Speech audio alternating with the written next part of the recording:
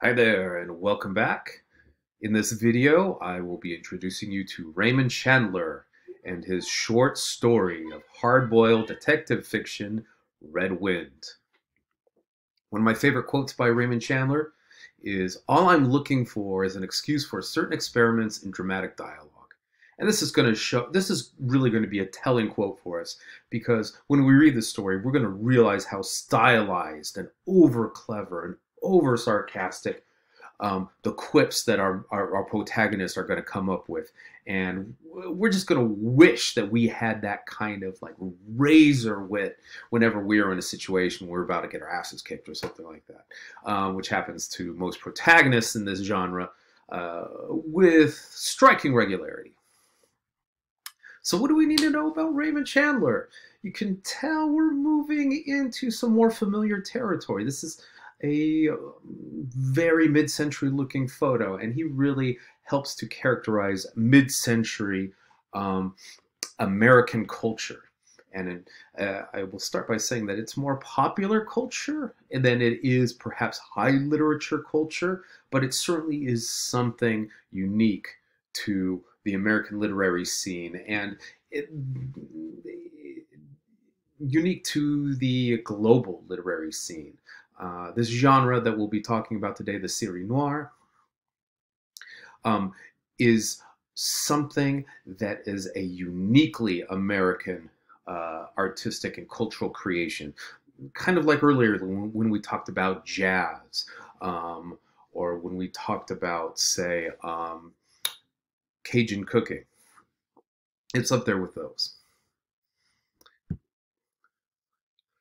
So he, along with a couple of other authors in the 30s or so, Dashiell Hammett and James M. Cain,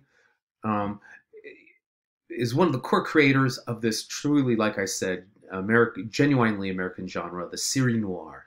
And that means the hard-boiled detective fiction story. Hard-boiled can also just mean gritty, warts and all,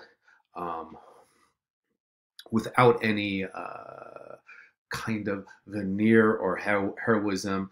It's about a fallen man, usually a man, in a fallen world. But what do we want to know about him? He was born in Chicago, but he was educated in London. He was very, very good at languages. He was in I believe it was the British Royal Navy for a while too. Then becomes a vice president of Dabney Oil in Los Angeles. I don't think Dabney Oil is around anymore, but this is the time when oil is going to boom in LA. You know, if any of you have seen Roger Rabbit, you know that the whole streetcar system is going to be bought up and left to atrophy and die so that oil and rubber interests can sell cars. And this becomes one of the marked facets of Southern California life, the freeways. I could do a whole lecture on that, but we don't have time for that. Oh, next. Come on, get over there, dude. So, yeah, much like many of his protagonists and other minor characters, he was drinking a lot, and he had a problem with that. And yet, still, like a great handful of writers, is able to produce great work. You know, often at the cost of their health and sanity in the long run. So he gets canned from Dabney Oil. He becomes a fiction writer during the Great Depression, and he's pushing out stories into these pulp detective magazines and paperbacks. So it's kind of like those page-turning dime store mags, you know, True Detective Stories, you know, or The Lady Who Knew Stuff, or, you know, stuff like that. It's all kind of got like a steamy and seedy tone by the artwork that you see on the cover, and it's widely imitated still today, and it still is a literary genre that ripples across all kinds of different cultural media today.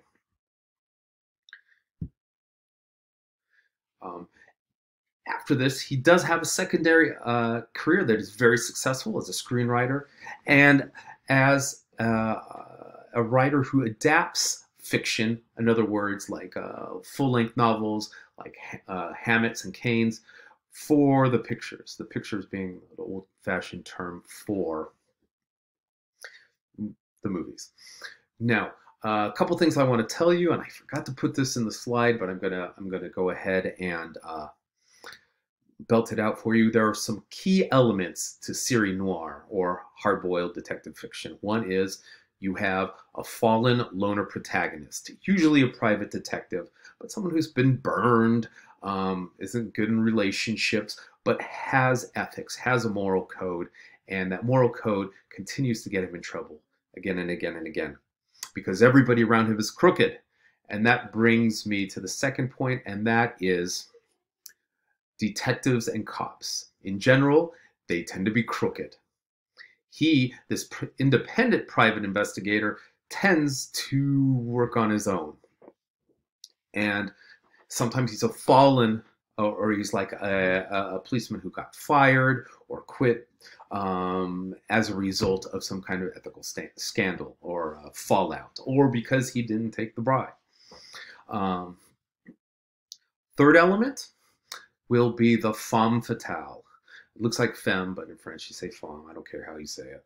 But this is the deadly woman. She's beautiful. She's seductive, but she's also damaged and burned in a way too. There's a bit of a train wreck in her own personal life and in her emotional life, but usually has a good heart.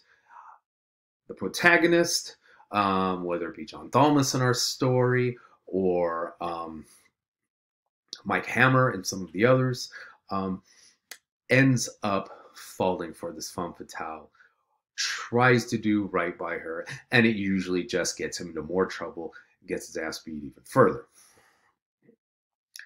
Another thing, another really important core element is going to be the seedy element of the city. In other words, the underworld, where people living on the margins, whether they be drifters or low-level goons and mooks,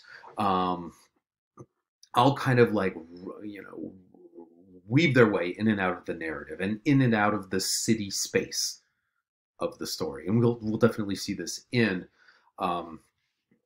Red Wind. Finally, it's the element that is also almost always present in classic Serie Noir, the hard-boiled detective fiction novel, is Los Angeles. Los Angeles is more than just a setting. It's a character in and of itself. This is a place where image and appearance often hides something rotting or cheap or inferior or degraded underneath. And if you think about it, that kind of makes sense. Hollywood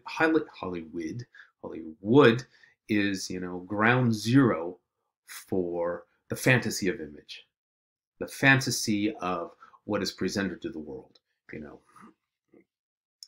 So that's a good little introduction to him and to Red Wind. Red Wind is a fantastic story. It'll be a little bit confusing, but these hard-boiled stories often are. They will often have winding plots. And honestly, take notes in the margin. We've got a couple key characters that we're going to see again and again. You will notice some racism is in it as well. Dalmas basically gets involved with a woman named Lola, and there's a set of, I don't know, I'm going to give it, I'm not going to tell you anything. Just go ahead and read it. You'll have fun. What else do we want to know about Raymond Chandler and about hard-boiled detective fiction? Well, we can talk about a little bit further, because it really does, like I said, have this rippling cultural effect upon American culture, but also global culture. All right.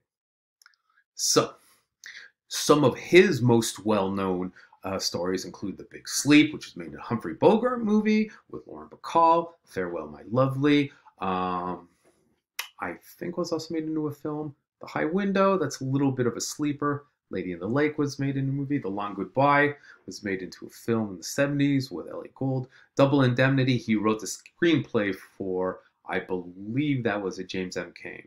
But that's a fantastic movie. It's just gorgeous from beginning to end. Lots of fun.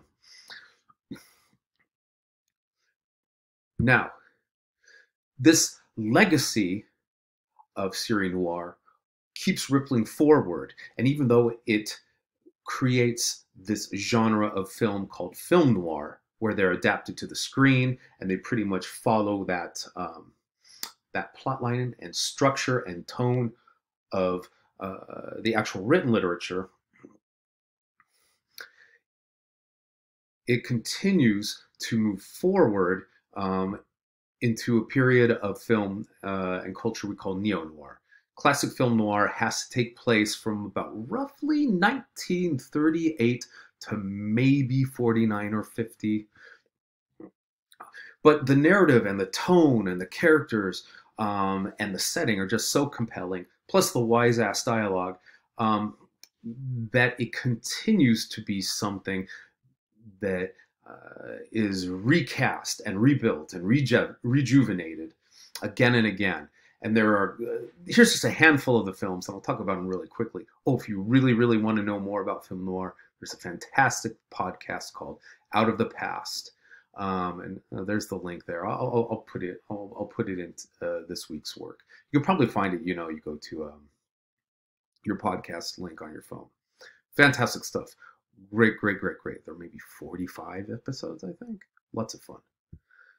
So Chinatown is a really great neo-noir.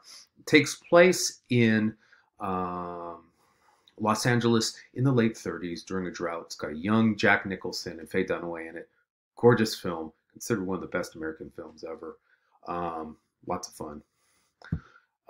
Blade Runner is a neo-noir as well because it's about a lone detective, and the femme fatale, of course, is Rachel. Just watched it over the weekend with my wife and one of my kids, and that second act I got some problems with, but it definitely fills the bill of a neo-noir.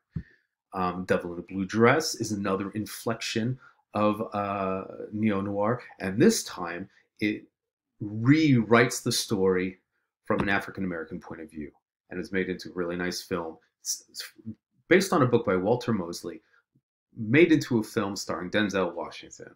Yeah, I know this one's a little bit grainy, but it's the best shot I could find on short notice.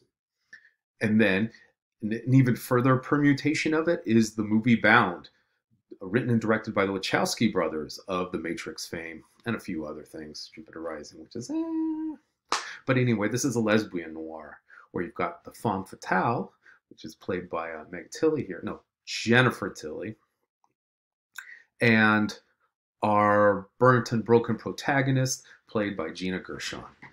Great film. Really solid. And it doesn't mean bound like bondage, stuff like that. It just means like a sense of tension and restraint. I'm not really making my case here. I'm moving on. Usual Suspects is another really great one. Here, I think you could argue that the femme fatale is actually Kevin Spacey's character, Verbal Kint. I'm not going to say more about that. That's a really fun film. One of my favorites, an Irish mob neo-noir that takes place in Chicago called Miller's Crossing, done by the Coen brothers. Fantastic dialogue from beginning to end, gorgeously shot. But again, it's being moved out of its normal Los Angeles setting. And it's got Steve Buscemi in it. Oh, he's always funny. He's real gas. And it's also got John Turturro in it. So it's great cast beginning to end. Another Coen Brothers movie that's a neo-noir is The Big Lebowski.